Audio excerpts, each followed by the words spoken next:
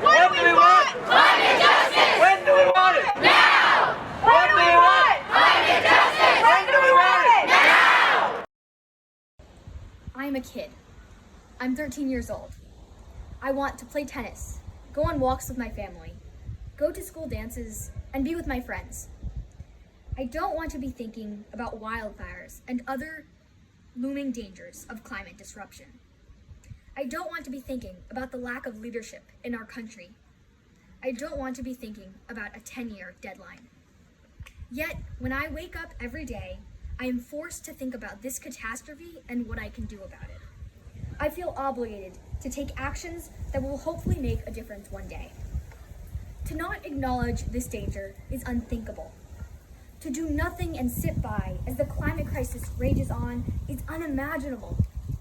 It is our responsibility, whether we like it or not, to take care of our planet and future generations. We need to do the right thing, even if we don't want to. When asked, what does the climate emergency mean to me? I respond with relentless fighting.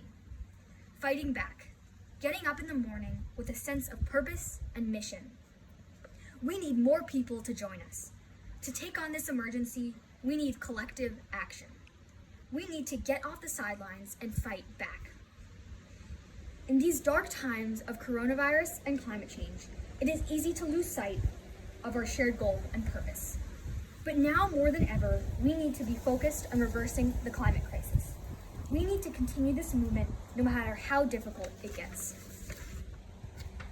I want to be able to look my children and grandchildren in the eye many years from now, in a green, bright, beautiful world, and say that I gave everything I had to this movement. I was a part of the solution. We are all a part of the solution. Thank you.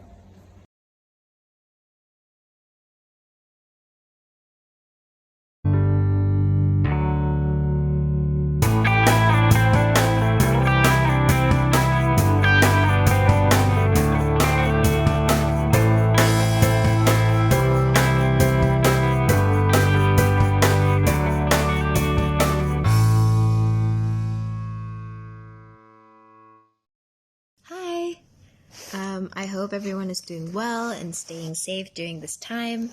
It's been a trying time for us all, for those who are doing their part to flatten the curve by staying at home, and especially for those who are essential workers, still having to do the commendable work of providing essential services for us all. First of all, I'd like to thank everyone for doing their part. It's a really unprecedented time, but we can get through this as long as we remind ourselves to stay kind and help each other out. While our country is battling this invisible enemy, the loopholes and gaps that exist in our current healthcare system and various other institutions meant to protect us all are profoundly clear. People ranging from contractors to small business owners to part-time workers have to choose between their health or providing for their families. And this shouldn't be the case. One thing we as individuals and climate activists can do during this time is to support these individuals who are trying to make ends meet is by pushing for the people's bailout. It is a short-term economic relief and support for people and community health, and I encourage all of you to read more about it. We need to use our voices to call, write, text our local representatives to advocate for policies and strategy plans that work for the working class, such as good quality healthcare that is accessible to all and a right to clean air and water. While the current system fails to consider those it was meant to protect, we have the ability to envision a better tomorrow. One where workers earn a living wage without having to work multiple jobs, one where all people are guaranteed high-quality healthcare, one where everyone has a right to affordable, safe, and adequate housing, economic security, and most importantly, access to clean water, clean air, and affordable food.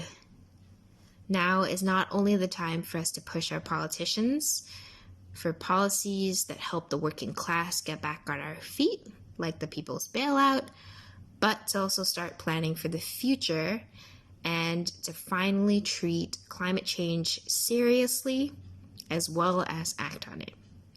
Personally, I'm fighting for a Green New Deal because of my family in Indonesia. It isn't every day that you fear your hometown getting flooded or the safety of your loved ones. I know everyone's in this because they're fighting for something, whether it's themselves or a close one or friends and family. It's also one of the reasons we're all here today to commemorate Earth Day and celebrate our beautiful planet.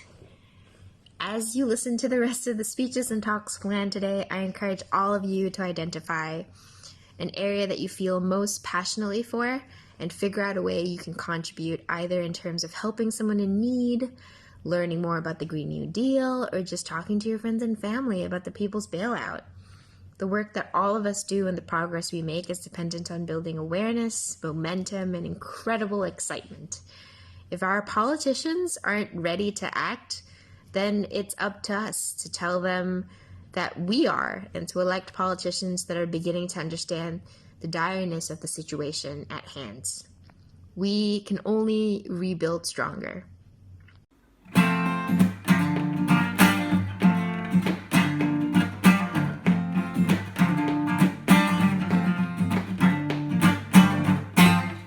Hi y'all, I'm American blues man Kenny Neal from down here in Baton Rouge, Louisiana, giving a shout out to PPJC on the Bay Area. Yeah, look folks, I'm just thinking about y'all. I miss everybody over there, and I'm down in Baton Rouge trying to be safe as I can, but I'd like to thank all of y'all over there who's working hard for peace and justice, and also for the climate change, because that's so important. And if folks out there who listening and you can donate, go over to the website and show that we're interested in keeping our place and preserving this place for our younger generation, our grandkids, to have a clean world to live in. And it's a no-brainer. Just let's do what we have to do. And I thank y'all over there at the Peninsula Peace and Justice Center for keeping it up and working so hard. Just when you think you got it all figured out, here comes something you never dreamed about. Life is so unpredictable, y'all. Yes, it is. That's the way it is.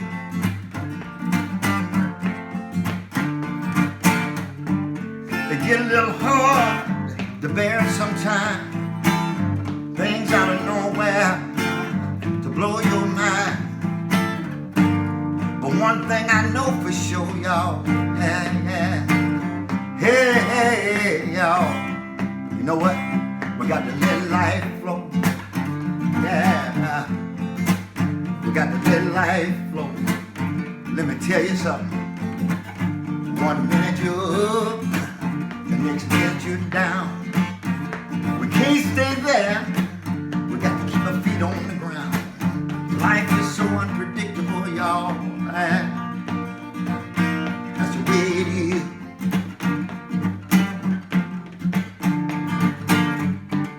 It get a little hard to bear sometimes. Things out of nowhere, y'all, to blow your mind. But one thing I know for sure, y'all,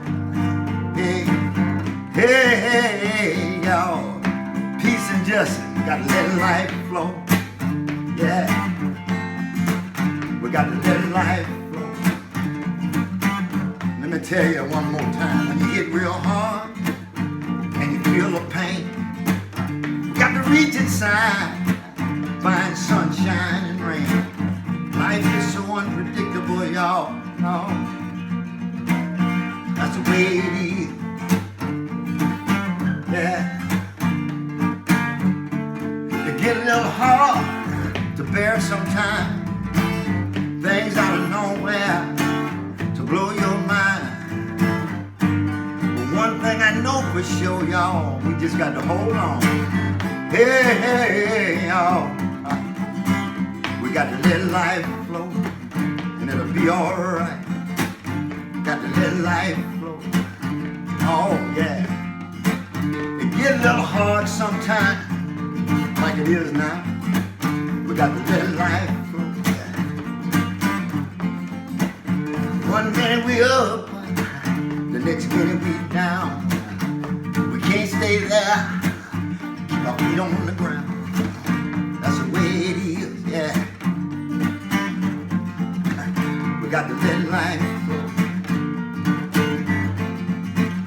We got to let life flow. PPJC, y'all be safe. During this time, it is easy to feel that our plans have been derailed. We wish that we could have been rallying in person here today, but that doesn't mean we're going to let this Earth Day pass, right? I'm here to talk about why I got involved with climate action and why we all need to stay involved. Only about half a year ago, I used to be someone who believed that the world was doomed until further notice, and that if I wanted to save it, I had to go become a mechanical engineer and build solar panels. However, that all changed last year when I attended the September 20th climate strike.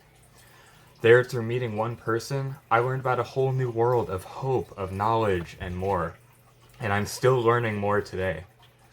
I learned what we all here know, that climate justice is about more than just rising temperatures. It's about indigenous rights, it's about voting rights, it's about natural disasters, hot or cold. It's about public transportation, and it's an inclusive movement that fights for everyone, all over the world. And most of all, I learned that ordinary people like us can be part of that fight. I attended my first city council meeting where, with the support of me and other people, a reach code banning natural gas in the city of San Jose was passed. And I'm happy to say today that I'm still getting involved even during this crisis. I'm happy to say today that I'm going to fight harder for a Green New Deal because it is what we need to face the economic recovery from the COVID-19 crisis, and because the climate crisis is still happening. So I'm here to tell you on Earth Day today to be hopeful. I'm here to tell you that you can join the fight too. And I know it's easy to feel like there is nothing you can do to stop climate change, and that everything is in the power of corporations and wealthy politicians. And it's even easier during this crisis to feel helpless at home. But to everyone here today, your voice has power, your voice can change laws, your voice can change minds, and you can be the change you want to see, even if on this day we're at home. You can still spread the message, you can still put pressure on politicians to take action through emails, through calls, through social media. You can still fight back against the climate crisis. And next time we're on the streets again, this movement will be stronger than ever before. So thank you everyone for continuing the fight. Have a great Earth Day. What do we want? Climate justice! When do we want it? Now! What do we want? Climate justice! When do we want it? Now! What do we want? Climate justice! When do we want it? Hi, my name is Priyanka Joshi, and before I begin, I'd like to start with a land recognition.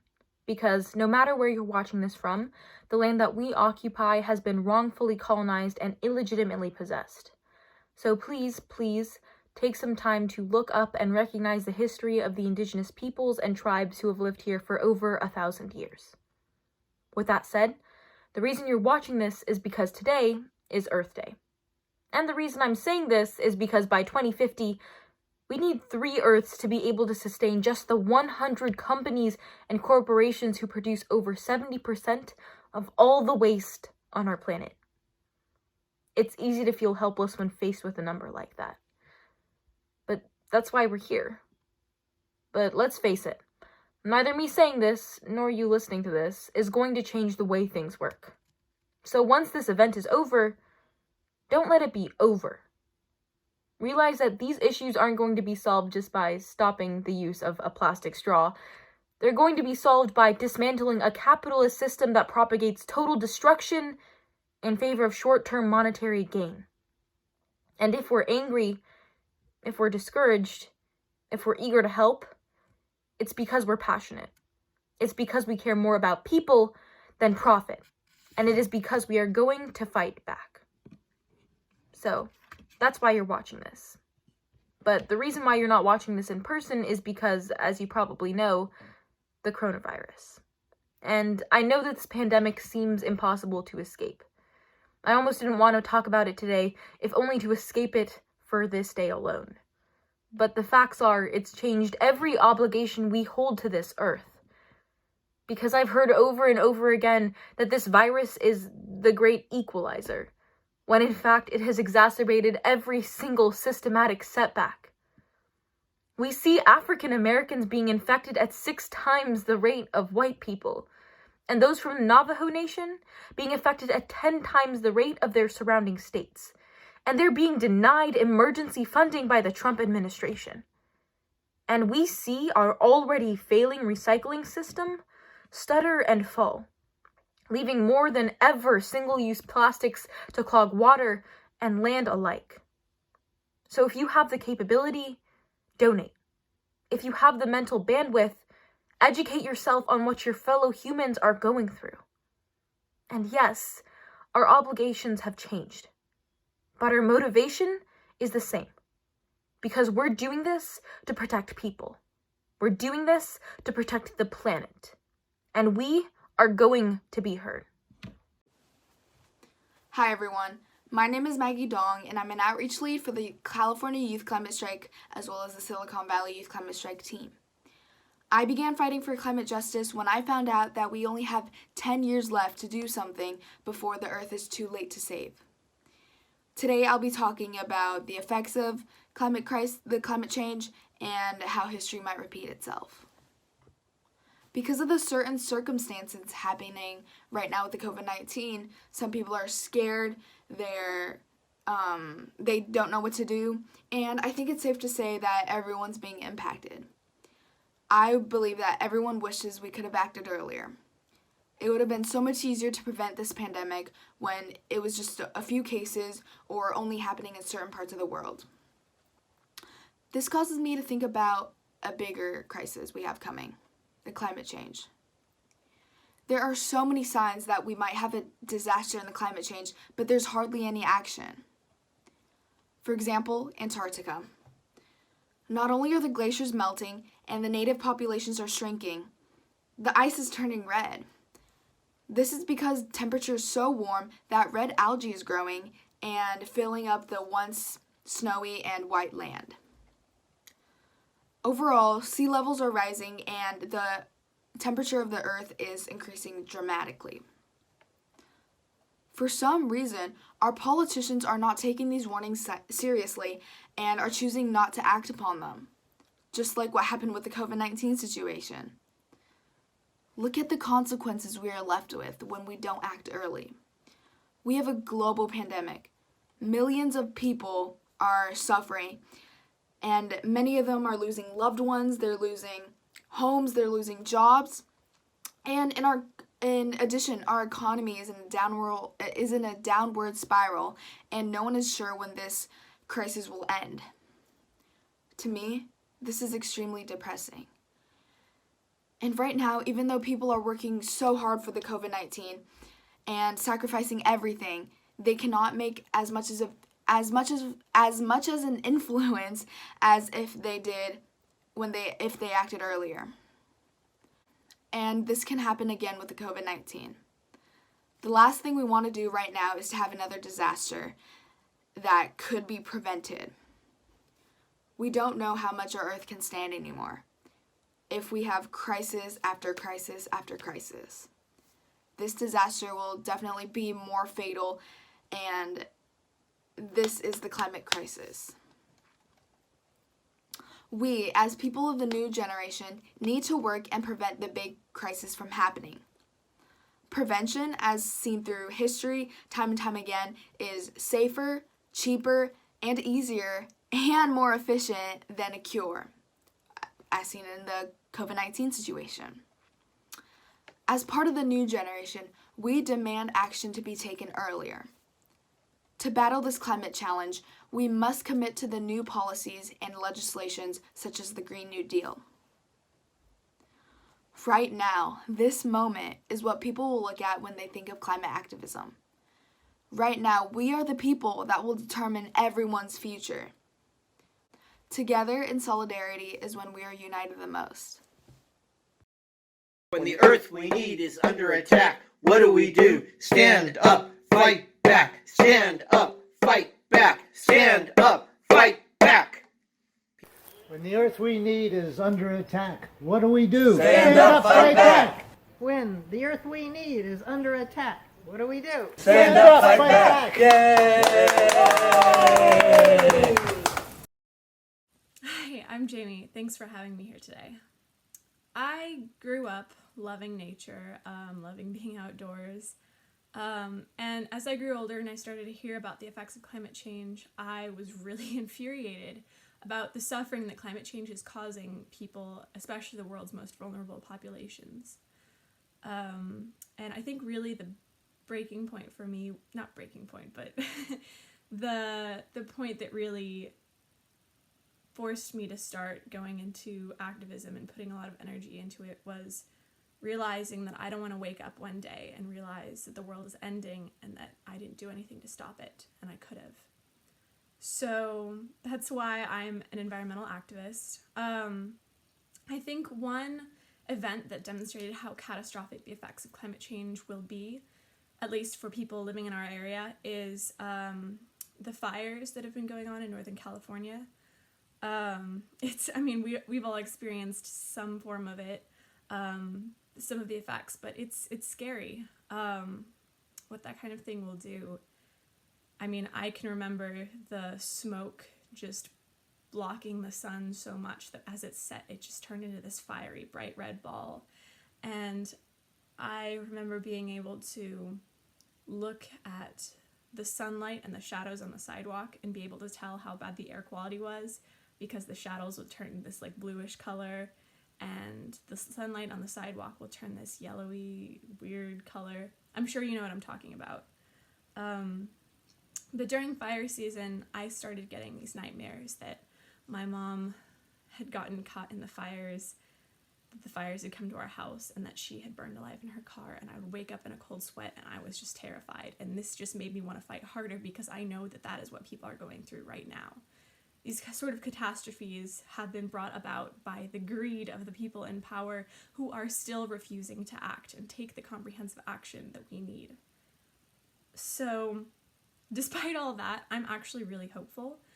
I've been working with the Sunrise Movement and the US Youth Climate Strikes movement, and I am just so inspired by the power that people have when we come together in nonviolent direct action. I know it doesn't seem like we're always doing a lot, but we really, really have an impact. Studies show that if 3.5% of a population starts taking part in nonviolent direct action, strikes, protests, stuff like that, the movement becomes completely unstoppable. So I think we can do that. I think this pandemic has thrown a wrench in our plans, but I think this pandemic just shows the need to completely change our society in a way that's good for the planet and for the people too. This is why I'm a really big fan of the Green New Deal, because climate change is transitioning off of fossil fuels is going to force our society to make a lot of changes. We're going to need to completely restructure the way that we do things, and that's going to take a lot of work, and it's going to need a lot of workers. And if our government pledges to tackle climate change and to pay the workers justly, to give the workers rights like Medicare and healthcare, things that people in this country should have had a long time ago, if our government pledges to let everyone be part of this new movement under the Green New Deal, let everyone, regardless of economic background, economic status, nationality, race, gender, if the government pledges to do that under the Green New Deal, I think we are set for the future. I think we can tackle this pandemic. I think we can handle the climate crisis. But the government is not doing that yet. So we really need to fight. This is the fight of our lives, and I know we can do it. It's just a matter of us putting in the work. It's a matter of us feeling the hope and feeling the excitement that the Green New Deal will bring. So I hope you guys have a good Earth Day, and thank you for listening. I'm Chris Field. I'm a Stanford professor and a climate scientist. For more than 30 years, I worked on understanding climate change and the risks it poses. In 2020, in the midst of the COVID-19 pandemic, it makes total sense that climate change is not the top item on the public agenda. But the 50th anniversary of Earth Day is a great time to reflect on why climate change needs to be the top item on the agenda for the 21st century. Earth Day is very different in 2020 than it was in 1970. Around the world, there are many examples of air and water cleaned, species protected, fisheries restored. There's much more to do, especially in tackling climate change. But for me, the examples of past successes are an inspiration for tackling the great challenges that lie ahead. Earth Day 1970 was a great awakening in the environmental movement. Earth Day 1970 demonstrated that people understand and appreciate how deeply we depend on the Earth for everything from a breathable atmosphere to food to spiritual solace. It also showed that millions of people speaking with one voice are a powerful, indeed, a potentially unstoppable force for change. In a way that had never happened before, millions of people came together to make it clear that they care and they're willing to work. In 2020 and beyond, it's so important for us to carry on that spirit and commitment. We now know that climate change poses grave risks for ecosystems, people, and economies. We're seeing impacts around the world, from rising seas to rainier hurricanes to more destructive wildfires. We also know that until we act, and act decisively, we're one day closer to a climate tipping point where further climate degradation becomes essentially unstoppable. We don't know the exact level of warming that defines these tipping points, but we know that they exist, and we know that we don't have much time. Our challenge, the great challenge of our generation, is that we need to reduce emissions of carbon dioxide, the greenhouse gas responsible for more than 2/3 of warming, to zero. In 2019, global emissions of carbon dioxide were about 42 billion tons, about 6 tons for every human being alive today. The bad news is that there are carbon dioxide emissions hooked to almost everything we do, from travel to manufacturing to growing food. But the good news is that we have the technology to cut the link between carbon dioxide emissions and the things we need. In many cases, the non-emitting alternatives are even cheaper than the polluting ones. What we don't have is the commitment at all levels of society and government to push aside the entrenched interests and accelerate the change that needs to come. Earth Day is a beautiful reminder that we have the power to accelerate that change if we speak with one voice. We need to beat the coronavirus, for sure, but let's make that step one in beating climate change.